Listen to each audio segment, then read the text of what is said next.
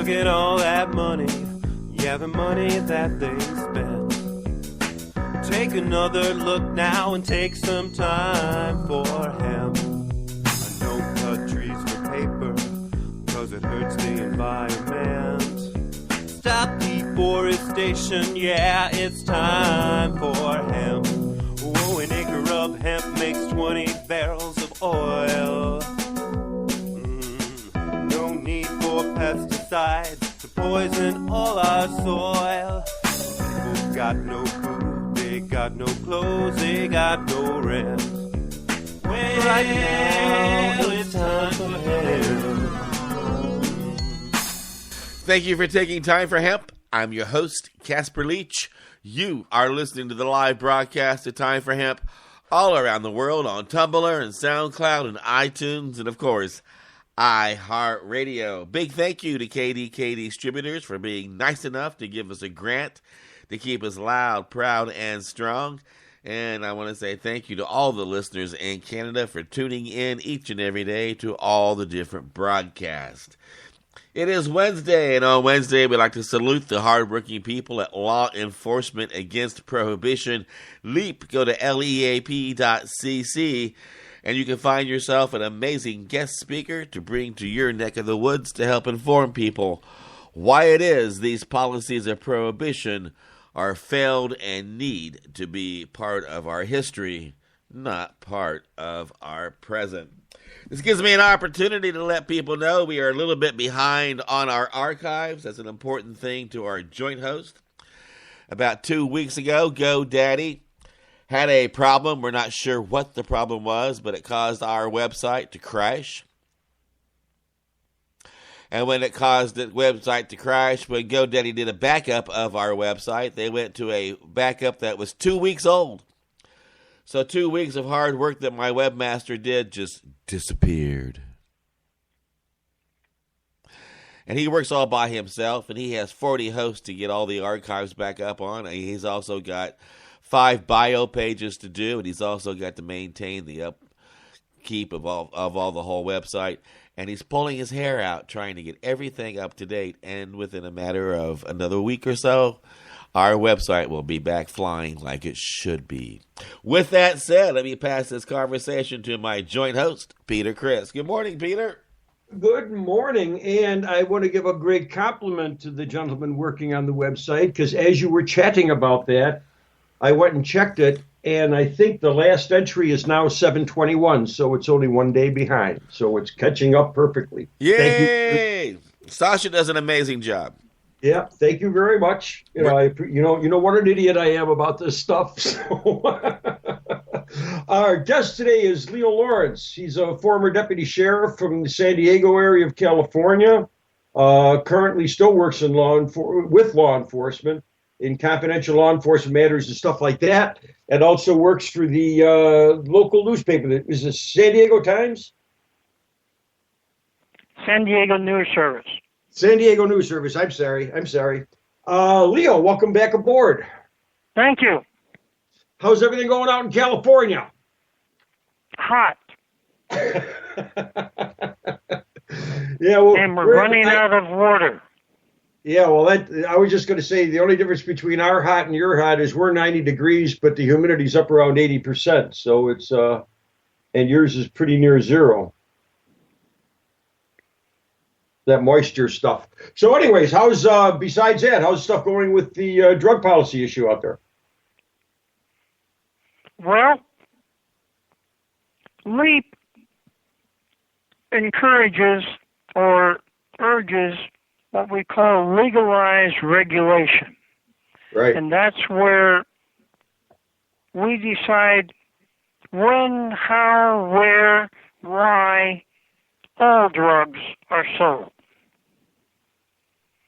And LEAP has about 100,000 supporters in 80 countries. And that's growing. There are so many current and former law enforcement officers who realize and know that this so-called war on drugs isn't working. and especially in California, where our prisons have been ruled by the federal courts to be unconstitutionally overcrowded. Mm-hmm. And a large number of those prisoners are there on drug offenses. Go ahead. Absolutely. In fact, as being with the Sheriff's Department, did you have any time that you worked in the jail at all? No. Okay. Although I even currently do work with some inmates. And so I have an idea now what's happening on the inside. Yeah. And that's from inmates, not from the guards. Right. It's interesting because, as you well know, we have corrections officers that are members of LEAP. And when we've had some of them on, I always ask them, you worked at a prison, right? And they say, yeah. I said, tell the audience what it's like to work in a drug-free environment. There's interference there. I'm sorry. When we have one of our corrections officers in, I always ask them to tell the audience what it is like to work in a drug-free environment. And they always answer by first laughing. Yeah.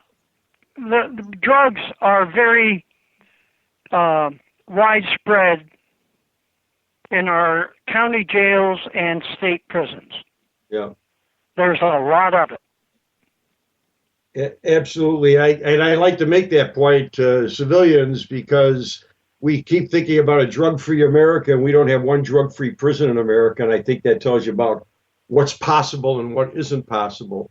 I know we'll never have a drug-free society, exactly. And that's not what LEAP is looking for or trying to achieve.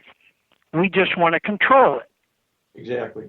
In fact, the simple fact that you said we will never have a drug-free society is the main point why we have to legalize, regulate, and control it. It isn't, I always tell people, it isn't how do we make drugs go away? You have to accept. We will never do that. Exactly. You have to accept the reality that they'll be here. And if you accept the reality that no matter what we do, there'll always be drugs in our society, then there's only one question, and that is, who do you want to control the marketplace? It's either going to be run by gangsters, thugs, and terrorists in an illegal marketplace, or it's going to be run by licensed business people, the government, regulation, and a regulated marketplace. Those are our only two choices. You have questions? Yeah. One of the things that's going on very big right now in California is the marijuana deal. You were at the forefront of medical marijuana out there. You're slipping behind Oregon and Colorado a little bit with the legalization across the board. But again, as you well said at the very beginning, marijuana isn't our issue. We're talking about the policy of prohibition. But how is that going out there? Is our movement being made? Well, in Colorado and Washington, of course, Colorado is doing quite well because they've had it for a while. Washington is just starting, and they're on a shakedown cruise right now. They've got to develop their own regulations and all, and I would guess it's going to take them a year or so to get the cobwebs out and get things running smoothly. But in Colorado, it's going extremely well. The sales are like in the millions of dollars, and 25% of that is taxed. And no, I mean, they're taxing it at a rate of 25%, and that is all going to education. That's all earmarked for education. However, the problem that Colorado right now has is they run out of product. They have to ship in more product because they ran out of it. They sold it all. They did not anticipate how well this was going to go. You know, it's interesting when you mention that because I tell people that if you look historically back at alcohol prohibition, we ended prohibition in 1933. the bootleggers were still around until about 1937 because it took that long for the legitimate alcohol makers to get their businesses back up and running. But by 1937, all the bootleggers were gone. And I think that's the same kind of thing that Colorado should have done a little history check back and maybe learn something from it. And I just want to mention that. And then I also want to comment on black markets and gray markets. And we have to be very careful. You mentioned 25% tax. We're seeing things in major cities right now where we have illegal tobacco sales, cigarette sales, because like in New York City where they got cigarettes up to about $15 a pack, they've created a marketplace for people who are willing to sell cigarettes to people for less than that because they smuggle them into the state. And we call that gray markets rather than a black market because it's a distribution of legal things in an illegal marketplace. And that's something we have to be careful about. And it's something that I think that we have to accept, and we have to balance our legalization so that we don't do that.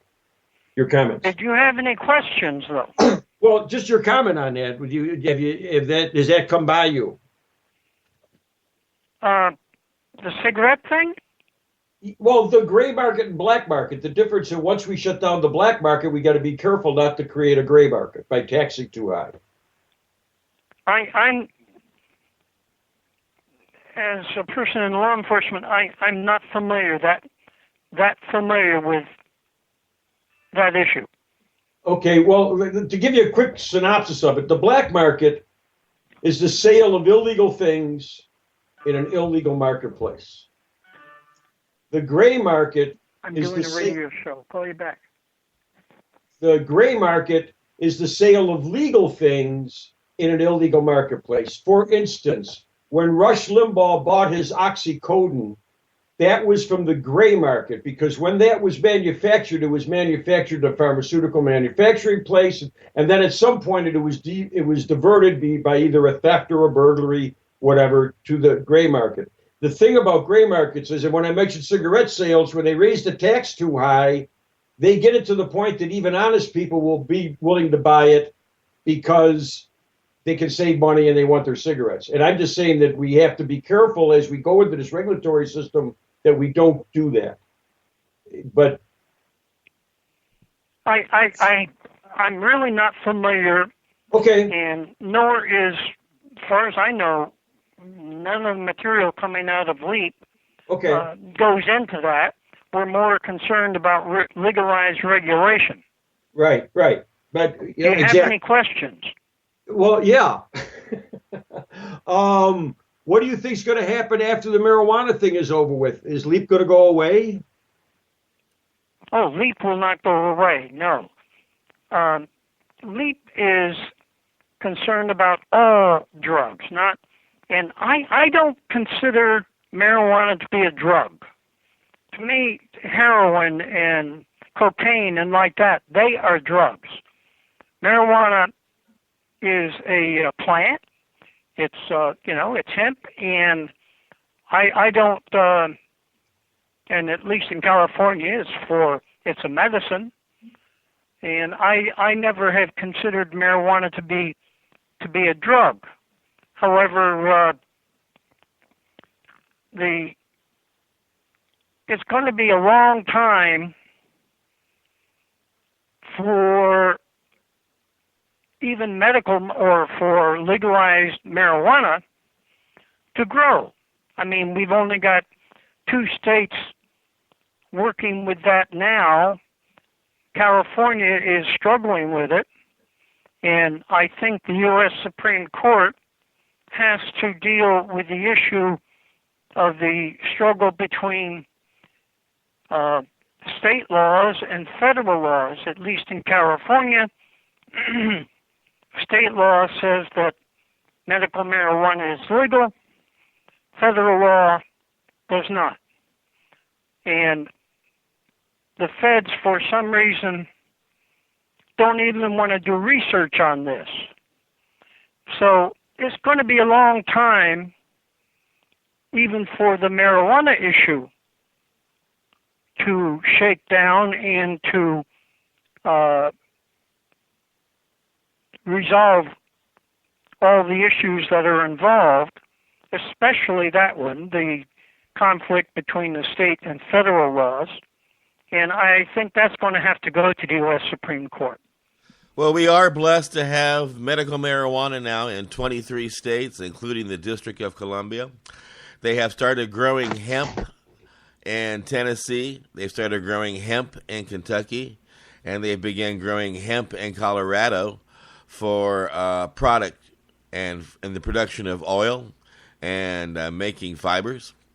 And they have recreational marijuana being grown now in Washington State and the state of Colorado. And they have lots of medical marijuana growing in Oregon as well. I know my grower takes care of all of my medical marijuana needs, but when I go to his farm, he's got about 300 plants growing indoors. So marijuana is growing in a lot of states now. The DEA has asked the Food and Drug Administration to consider reclassifying marijuana, and the Food and Drug Administration has asked the DEA to consider reclassifying it.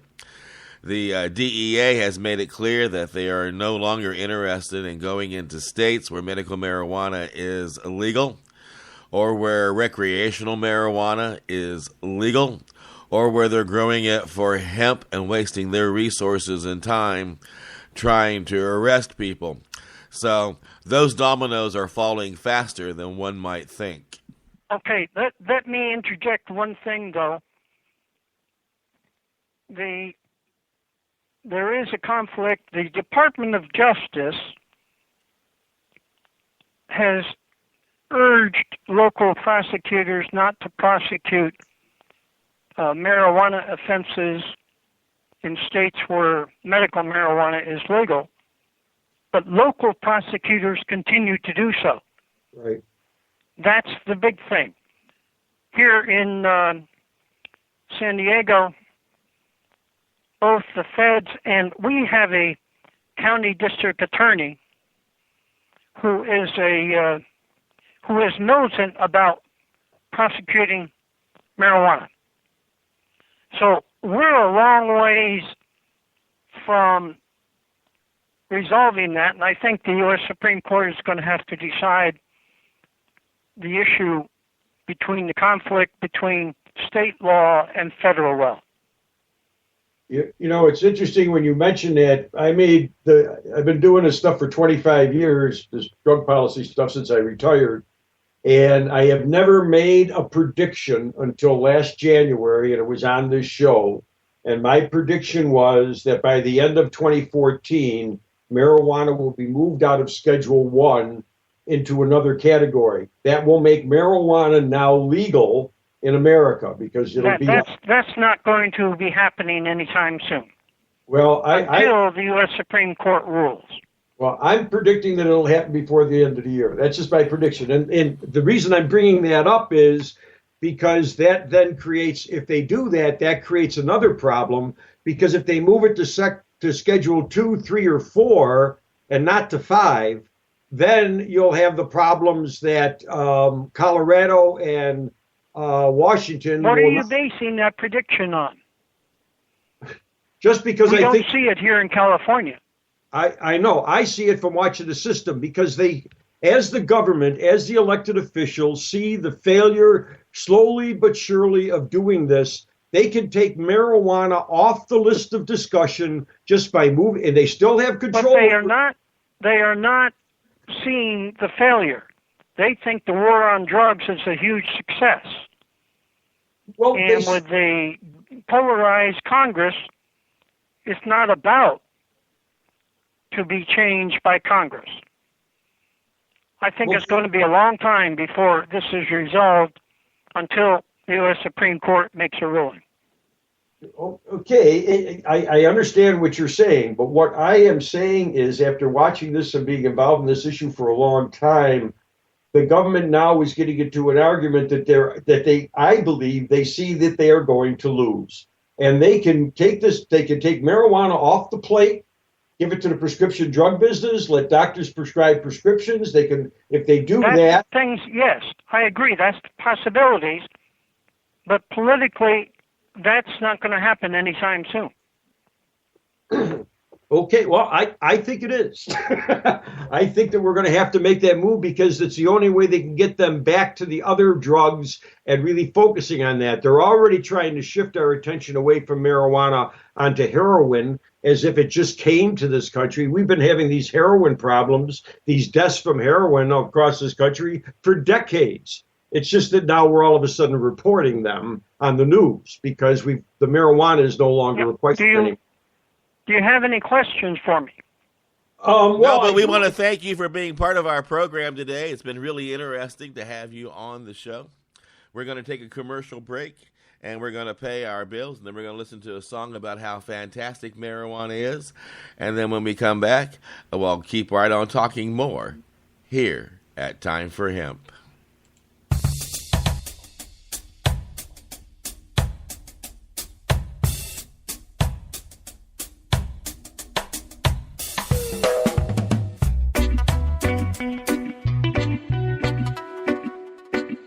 You are listening to the Time for Hemp Global Broadcasting Network. Please share us with your friends.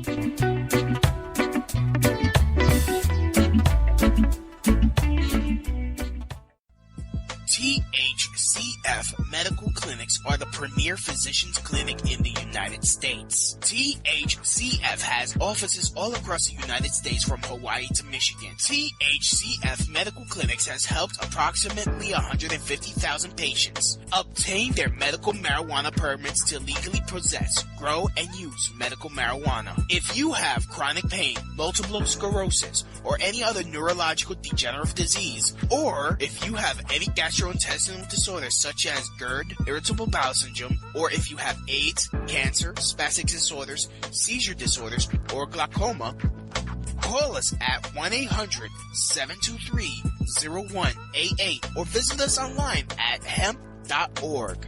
Again, the number is 1-800-723-0188 and the site is hemp.org.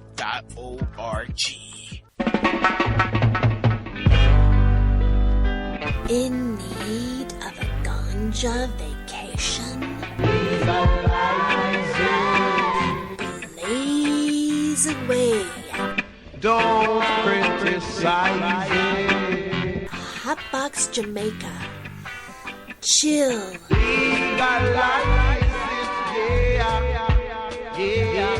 Relax and burn all day while watching the amazing ocean view. Listen to the birds. Bathe in the mineral waters of the Ganja River. Munch on tasty Jamaican Rasta food. Take a weed farm tour and hold a meditation. Book this amazing vacation for $420. Get the Sativa Special. 7 nights in Sativa dorms with ganja meals and airport transfer. Check us out at hotboxjamaica.com. That's hotboxjamaica.com. Hotbox Jamaica, a higher meditation vacation. Indigrow is your source for affordable induction grow lighting. First discovered in 1891 by Nikola Tesla, Indigrow lights deliver 11 years of electronic sunlight to your plants. Indigrow lamps require less than half the power of traditional HID lamps. Converting to Indigrow lights means you'll cut down on your power bill with less lighting. Indigrow lamps also use 5 times less mercury than traditional fluorescent or HID lamps, making Indigrow not only energy efficient but environmentally friendly as well. No more switching out lamps between vegetative and flowering stages. As nature intended, your lights get a steady dose of UV light. That makes your plants grow healthier and stronger. Indigrow products are manufactured in San Diego, California, and come with a written 10-year warranty. What Tesla knew, then growers know now, is that Indigrow lighting is the cost-effective addition to your victory garden. To learn more or order now, go to inda-grow.com. That's INDA-GRO.com. Or call 877-452-2244 to answer any of your questions. These guys really know lights. Indigrow really is your sunlight in a box. Education and information. See what all the buzz is all about. It's time for hemp. It's time time for hemp.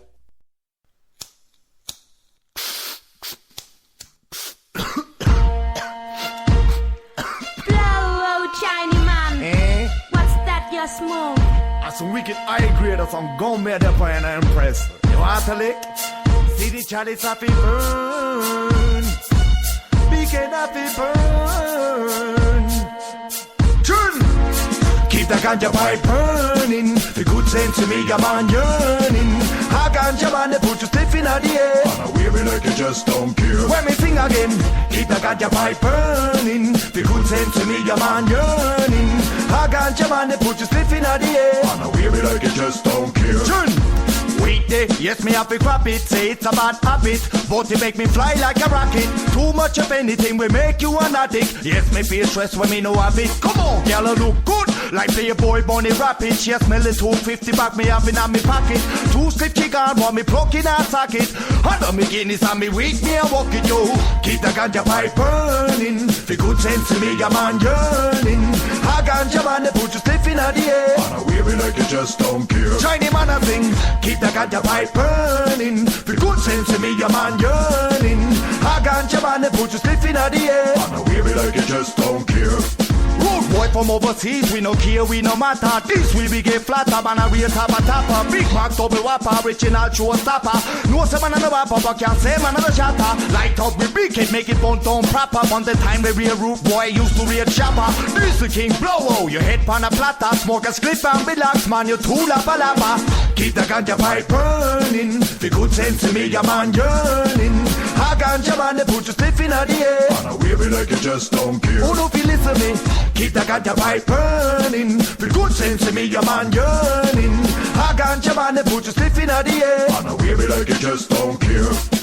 Blaze up the fire, keep it burning. 24/7, 365, we keep it alive. Blaze up the fire, keep it burning. 24/7, 365, we keep it alive. When me light up me chalice, say me don't fear no malice. I'm a trouble and gone. When me light up me bang in a Buckingham Palace. Good for every Tom, Dick and Harris. Good for every Michelle and Alice. From London to New York to Paris. Ganja make you feel good and spin like Ferraris. Room. Ballet the Rasta Paris. China man a real ganja man. Me now go parry no cigars no. Keep the ganja pipe burning. The good sense to me, your man yearning. A ganja man, they put you stiff in the air. And I wear it like you just don't care. China man a sing. Keep the ganja pipe burning. The good sense to me, your man yearning. A ganja man, they put you stiff in the air. And I wear it like you just don't care. Blaze up the fire, keep it burning. 24/7, 365, we keep it alive. Blaze up the fire, keep it burning. 24/7, 365, we keep it alive. Keep the ganja pipe burning. The good sense to me, your man yearning. A ganja man, they put you slip in the air. And I wear it like you just don't care. When me sing again, keep the ganja pipe burning. The good sense to me, your man yearning. A ganja man, they put you slip in the air. And I wear it like you just don't care.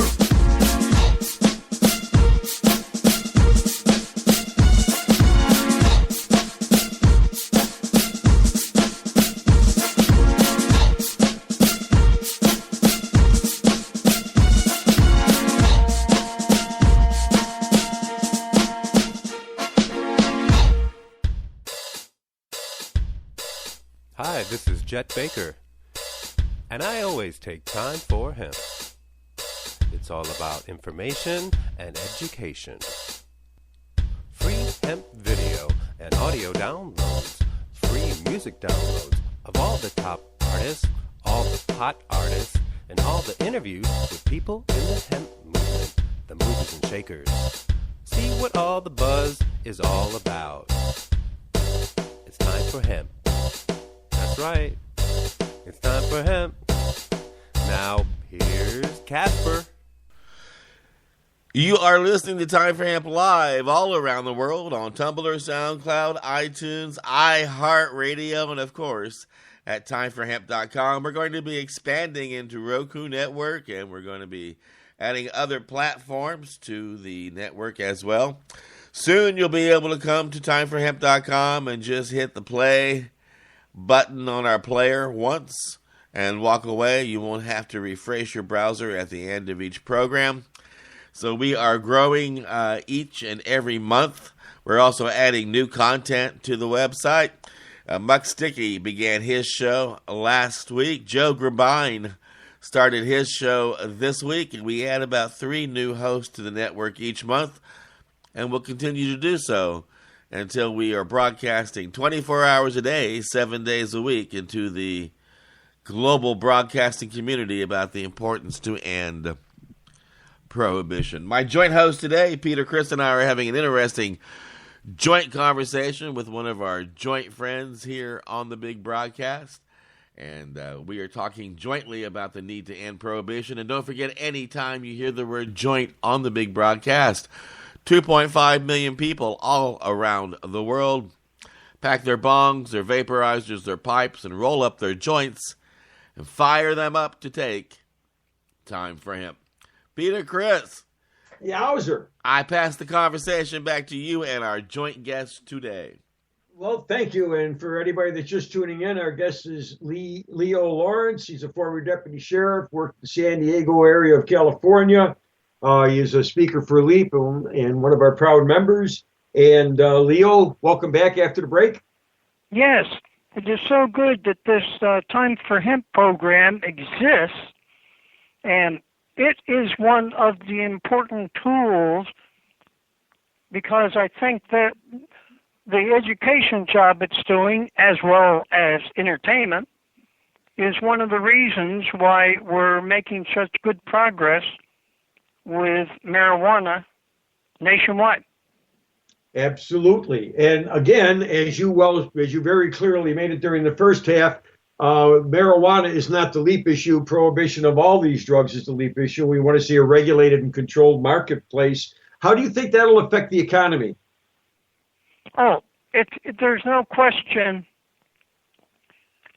Conservative estimates, very conservative, say that legalizing and regulating drugs, and when I say legalizing, I don't mean people just letting it go wild.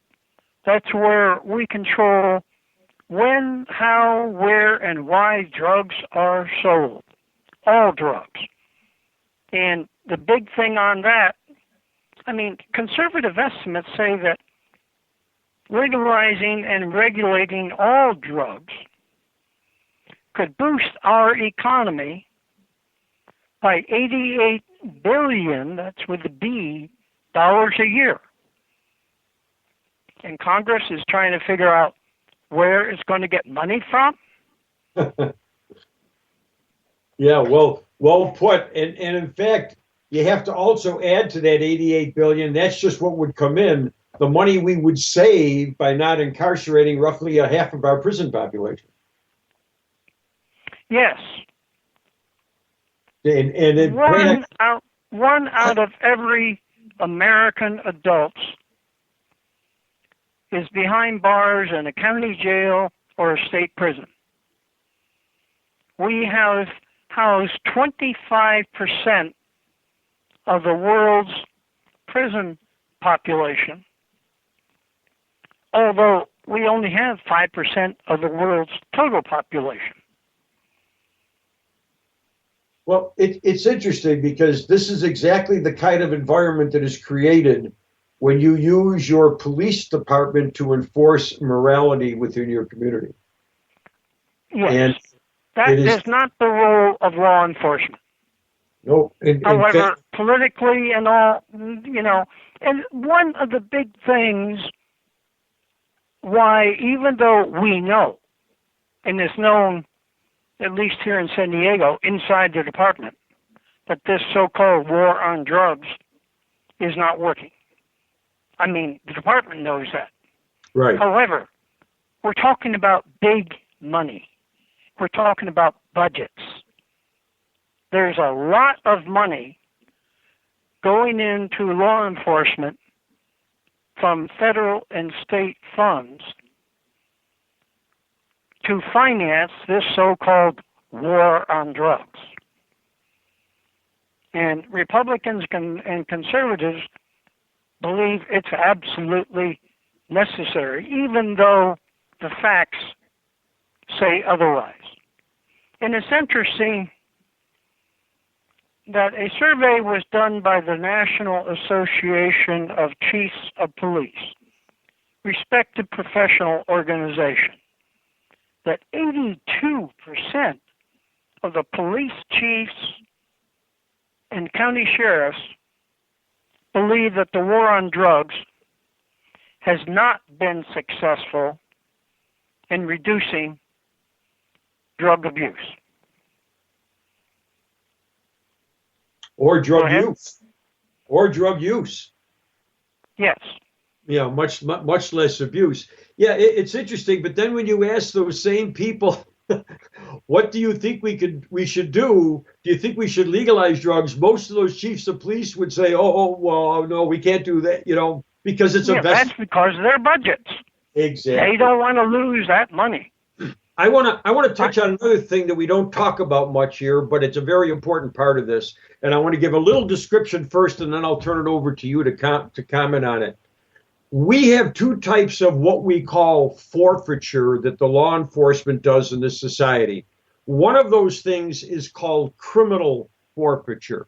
And that is, if I arrest you for a crime, let's say you were a bank robber, and I go and search your house and I find all this money and stuff in the house, I can seize that property and hold it. And if I convict you of being a bank robber, we keep that property. That's called criminal forfeiture. And the only way the government gets to keep the property is if they get a criminal conviction. Then we now have this thing called civil forfeiture, where I can seize your property. I don't even have to arrest you for anything. And in fact, in order to get your property back, what you have to do is get an attorney and sue me. And then if you can prove that you weren't in that neighborhood to buy drugs, we'll give you your car back. Now, you want to talk about that a little bit? Yes, the forfeiture thing is a very big thing on our border. Here in San Diego, where we've got the border with Mexico, of course, and there's, as we've known for some time, a large quantity of our heavy drugs is coming across the border from Central and South America. Mm-hmm. And when the Border Patrol or Customs intercepts and finds some of that, of course, the vehicle, and sometimes it's a semi-truck, the vehicle is confiscated by law enforcement. Mm-hmm. And then either they use it for the department or they put it up for auction. Now, that's a lot of money coming in. Yep. And they don't want to lose that money. So when you begin to legalize all drugs, then that will dry up that money coming in. So you can see it's a big incentive for the politicians to keep the laws that we have against all drugs. In fact, we have some police departments that are planning their budgets on expectation of forfeitures to supplement. Of course. Certainly here in San Diego, that's a big thing. Yeah. And I know that there's a near New York City. There's a town called Monroe, New York. It's a village in the mountains of the foothills of the Catskill Mountains. And years ago, like in the 40s and 50s, they had one police officer, and that's all they needed. Mm-hmm. They now have a large department, but they even managed to convince their governments or their bosses to buy them a tank. And I saw it. It's a huge armored vehicle, and if they have to go into a house and break into it, why, they can use it. But a small village? No, that's not needed. You know, there's a lot of this going on, and I think programs like this are really helping in doing a lot to educate the general public. And if you can educate enough people in the public, then the politicians and the legislatures, they're going to start listening. You know, when I got on the police department back in 1969, there was an old timer that had been working there for years, and I used to work with him some, and he always said that if in your country you're going to have a police department and a military, you should train the police department on one coast and the military on the other coast, because they are that different and they should be kept that far apart. And we are militarizing police in this country. And of course. Oh, yes. And I saw the beginning of the militarization of this because it happened when Nixon used that word and declared a war on drugs. And it's police work and military are completely different. And here's the big difference between military and police. You don't have to. I think most people know the difference between our military and our local police. However, our local police have become militarized. Right. They have a culture that is a militarized culture. Yeah. You know, it's interesting. The way I explain it to people, just so they're clear, if you're in the military and you're at war and you're taking fire from a building over there, what you do in the military is you blow up the building. If you're in the police department and you're taking fire from the building over there, you go get the person that's shooting at you. You don't blow up the building. And we're moving into that concept that it's now okay to blow up the building. Well, here's a concept that I've got to move into, and that's paying my bills. We're going to take a 4-minute break, actually 4 minutes and 20 seconds, and then we'll come back and pick up where we left off here at Time for Hemp.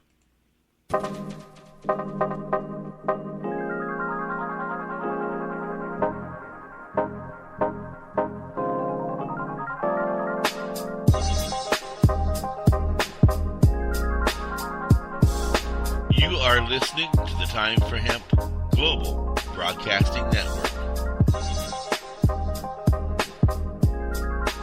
Please share us with your friends. If you are in the Portland, Oregon area and are an OMMP card holder, then come down to Nikki's Diggity Dank Market, Portland, Oregon's first and only weekly OMMP market, presented by the Alternative Wellness Center, located at 5241 Southeast 72nd Avenue, 2 blocks south of Foster Boulevard, close to public transportation, held every Sunday 10 a.m. till 7 p.m., connecting quality vendors with patients. Nikki's Diggity Dank Market also has a weekly raffle with products from every vendor, so come down to Nikki's Diggity Dank Market and have fun while connecting with quality vendors and getting great natural medicine. If you are a vendor and want a chance to connect with OMMP patients, you can check out their Facebook page at facebook.com/Alternative Wellness Center or call 971-888-4392. Be sure to register early because space is limited. Nikki's Diggity Dank Market. In need of a ganja vacation? Blaze away. Don't criticize it. Hotbox Jamaica. Chill.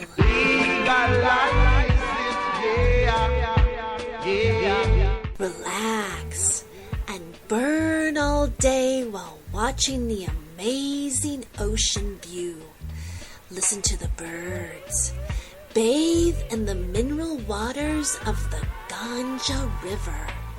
Munch on tasty Jamaican Rasta food.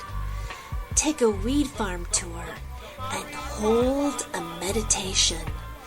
Book this amazing vacation for $420. Get the Sativa Special.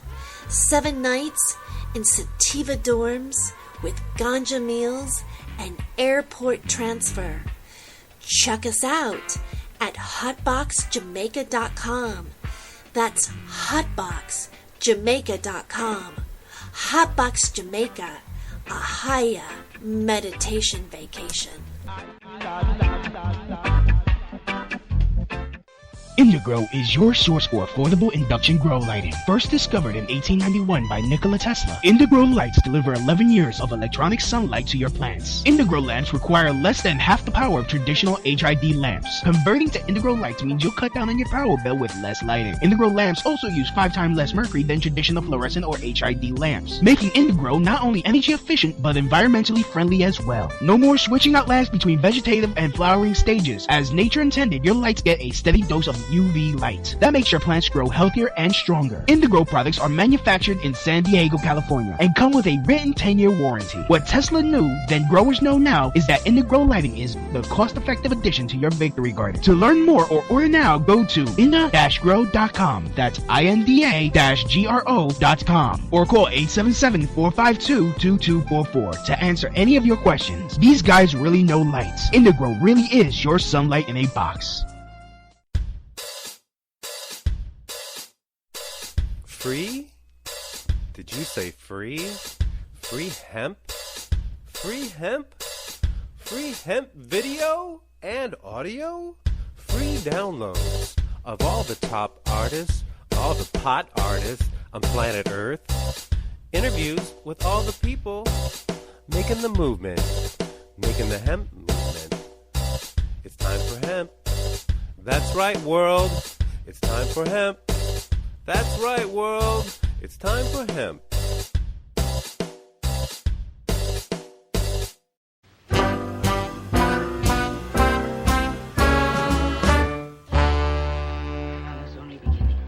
Well, now, chocolate cake makes my poor stomach ache, and all those pills are too much for me to take. I don't like cocaine 'cause it makes me all uptight, but coffee and reefer makes me feel alright.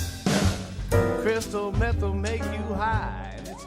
Yeah, coffee and reefer does make me feel all right. The first thing I do when I roll out of bed in the morning is get myself a big old cup of Joe, and then Joe gets dressed and goes to work. And I make myself a happy pot of coffee and get busy in front of the computer trying to let the world know how important it is to end prohibition. I would encourage you to be part of the solution, not part of the problem, as long as you're sitting at home trying to figure out if Ricky's going to come home and catch Lucy and Ethel up to their nose in trouble, or if Gilligan will ever get off that island, or if Fraser and Niles will ever get married again. You, whether you like it or not, you, I'm going to say it out loud, you are part of the problem. You're just sitting there with your finger up your nose trying to figure out who's going to solve the problems around me. Well, here's how it works. You have to help solve the problems around you and us. Put one foot in front of the other. Get out that door and get involved in your community, becoming part of the solution by sending letters to people who are behind bars, to politicians about how these failed policies need change, to leaders in the community on how they need to get involved in ending these prohibition policies. Stop by people's homes who are sick and need medication and can't afford it, and open up your bag and share. You know, right there is like 4 easy, really easy ways to become part of the solution. And I don't know, I'm just guessing. If you applied your little mind in any manner, you might be able to come up with a few ideas all on your own. Make it happen. That's my rant for the day. I pass my joint conversation back to my joint host here on the Big Joint Broadcast. Peter? Casper, very, very well put. Thank you. And as I always end the show with it, and I'll wait to the end, and you know what I'm going to say, but that'll be at the end. All right. Leo, Yes.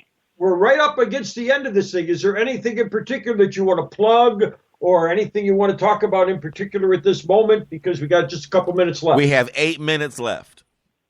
Yes, there is one thing the announcer just mentioned that I find personally very important, and that is writing to inmates in our jails and state prisons. They are going through hell, unimaginable hell. And having a pen pal or getting a visit by somebody is so important for those guys. And some of them are in just because they had a joint, one joint on their body. But in California, if that was a third strike, third offense, they go to prison, and it's wrong. Yeah, I know. Is there anything in particular that you want to plug? Any websites or anything like that, Leo? Well, the main one, and is fairly easy to remember, is the LEAP website, which is copsaylegalizedrugs.com. That's for listeners. That's cops, C-O-P-S, say legalizedrugs.com. And the legalization movement, and it's taking time. I mean, we've got Colorado and Washington moving in that direction. California might be in line, especially if listeners begin to get involved, which is very, very important. But how this is going to help, I mean, Colorado is 25% of the sales in Colorado of recreational marijuana, and they've run out of product. 25% is going to education, and that's powerful. Go ahead. Yeah, absolutely. And the other thing we can do is we can divert that money to treatment programs once we start taxing it and legalizing it and regulating it. I'm going to end up with same website, only a different name for it, leap.cc. It takes you to the same place that cops say legalize drugs. In fact, what I tell people that's real easy is all you have to do is type in 4 letters into Google, LEAP, and Google search it, and I think we're the second thing that pops up. We also, just to fill people in on what's going on, we have been accepted by the United Nations and as an NGO, which means that we are now officially part of that system, not as a station, but as a non-governmental organization. So we have input, and we have presented a proposal to amend the International Drug Control Treaty. We're working on that as we currently talk. Also, I want to say that we're looking for stories. We're looking for personal stories of people who have been impacted by this drug war.